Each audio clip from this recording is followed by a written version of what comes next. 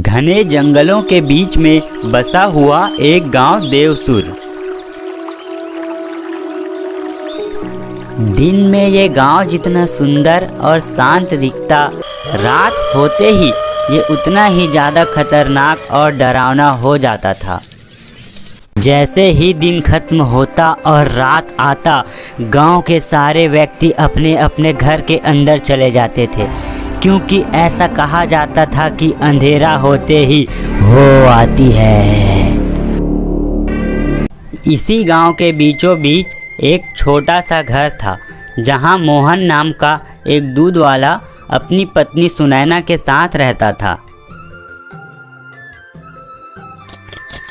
हर दिन की तरह आज भी वह अपनी साइकिल लेकर शहर की ओर दूध बेचने के लिए निकल जाता है। मोहन घर घर जाकर दूध बेचता है।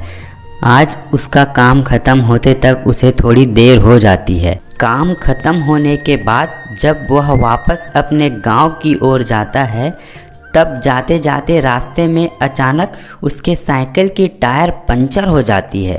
हे भगवान, आज ही ये मुसीबत आनी थी। मोहन इधर उधर देखने लगता है, तभी उसे दूर में एक पंचर की दुकान दिखाई देती है। मोहन अपनी साइकिल उस पंचर दुकान वाले के पास लेकर जाता है। भैया, मेरी साइकिल पंचर है। साइकिल वाले ने जल्दी जल्दी मोहन के साइकिल की पंचर बना दी। ये लीजिए, आपके साइकिल की पंचर बन गई है। अब आप घर जा सकते हैं। साइकिल के बनते ही मोहन अपने घर की ओर निकल जाता है। इधर मोहन की पत्नी सुनैना परेशान हो जाती है। कितनी देर हो गई है, आज वो अभी तक घर क्यों नहीं आए हैं? इससे पहले उनको इतनी देर कभी नहीं हुई। कहीं वो तो नहीं? काफ़ी रात हो गई थी। इस अंधेरी रात और सुनसान सड़क के बीच जंगल का माहौल बहुत ही ज़्यादा डरावना और भयानक लगने लगा था। मोहन तेज़ी से साइकिल चलाने लगा, लेकिन अचानक साइकिल की गति धीरे होने लगी, ऐसे मानो जैसे साइकिल के पीछे कोई आके बैठ गया हो। अरे, अभी साइकिल को क्या हुआ? अभी तो ये अच्छा चल रहा था, अब ये चल क्यों नहीं रहा है? पीछे से एक हाथ मोहन के कंधे पर आया, जो बहुत ही ज़्यादा भयानक और डरावना था।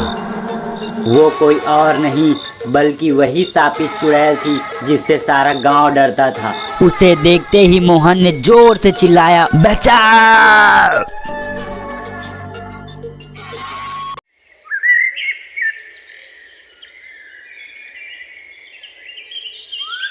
अगली सुबह मोहन की पत्नी डर से भागते भागते गांव के सरपंच के पास जाती है और उनसे कहती है, मेरे पति अभी तक घर नहीं आए हैं। वो कल शहर गए थे, लेकिन अभी तक घर वापस नहीं आए। मुझे बहुत डर लग रहा है। अरे सुनैना, तुम घबराओ मत, मोहन को कुछ नहीं हुआ होगा। हम सब उसे ढूंढने चलते हैं। सुनैना और गांव वाले मिलकर मोहन को ढूंढने के लिए निकल पड़ते हैं। वे सारे गांव से जंगल की ओर आगे बढ़ते हैं।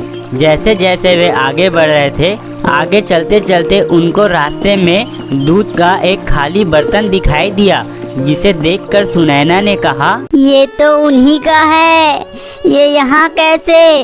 अगर ये यहाँ है तो मेरे पति कहाँ हैं? सुनैना रोने लगी। सुनैना को रोते देखकर गांव के सरपंच ने कहा, अरे सुनैना, अगर तुम ही ऐसे रोओगी, हिम्मत हार जाओगी तो कैसे चलेगा? मोहन को हम नहीं ढूंढ पाएंगे, इसलिए रोना बंद करो और चलो मोहन को ढूंढना है। सब मोहन को ढूंढते ढूंढते जंगल के अंदर जाने लगे। जैसे जैसे वे जंगल के अंदर जा रहे थे, जंगल और भी ज़्यादा डरावना और भयानक होते जा रहा था, क्योंकि इस जंगल में उस शापित चुड़ैल का वास रहता है। जैसे जैसे वे आगे बढ़ते जा रहे थे, एक एक करके सारे लोग अपने आप ही गायब होते जा रहे थे।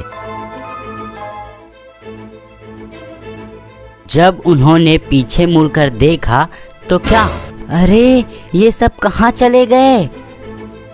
मुझे बहुत डर लग रहा है, यहाँ से जल्दी चलो। दोनों डर से वहाँ से भागने लगे। भागते भागते वे जंगल के और भी ज्यादा अंदर जा पहुँचे। वे उस जगह पे जा पहुँचे जहाँ उस शापित चुड़ैल का वास था।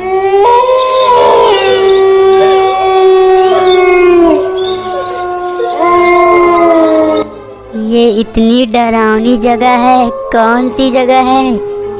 अरे इसी जगह तो वो शापित चुड़ैल रहती है। हम कहाँ आके फंस गए। भागो यहाँ से। दोनों डर से भागने लगे। तभी उस खंडर से आवाज आई, मेरे पास आओ। तुम कहाँ जा रहे हो? तुम यहाँ से कहीं नहीं जा सकते। कौन है? सामने आओ, कौन है?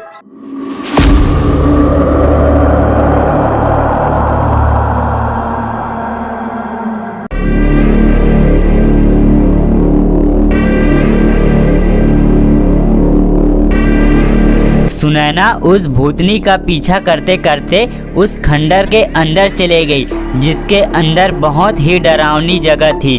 और उस डरावनी जगह को पार करके वह जंगल के पीछे के रास्ते पे चले गई। वहां पहुंच के सुनैना ने देखा कि वह चुड़ैल, आज तेरी बलि देकर मैं सबसे ज्यादा शक्तिशाली और ताकतवर चुड़ैल बन जाऊंगी। सुनैना ने उसे चिल्लाया, ए चुड़ैल, छोड़ मेरे पति को। वह तेजी से दौड़ते हुए गई और उस चुड़ैल को जोर से धक्का मारा। चुड़ैल दूर जाके गिरी। उसने मोहन को जगाया। आप ठीक तो है ना? आपको कुछ हुआ तो नहीं है? मैं ठीक हूँ, लेकिन तुम यहाँ कर क्या रही हो? ये एक लंबी कहानी है, आपको बाद में सुनाऊंगी। पहले यहाँ से भागो। दोनों अपनी जान बचाकर भाग रहे थे। चुड़ैल ने पीछे से आकर उन दोनों पर हमला कर दिया। चुड़ैल मोहन को उठाकर अपने साथ लेकर जा रही थी। तभी सुनैना को पास में रखा हुआ खंजर दिखाई दिया। उसने उस खंजर को उठाया और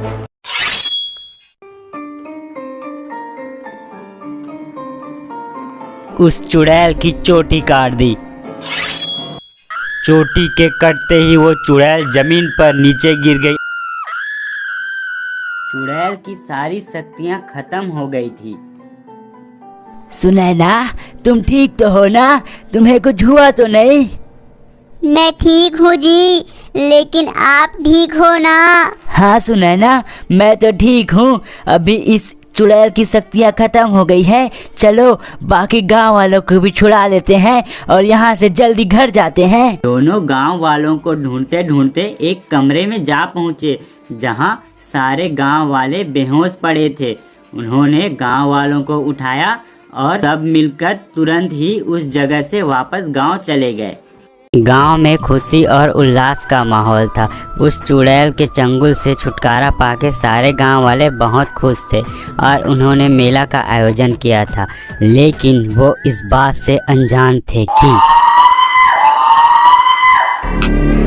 मेरी बहन को मारा।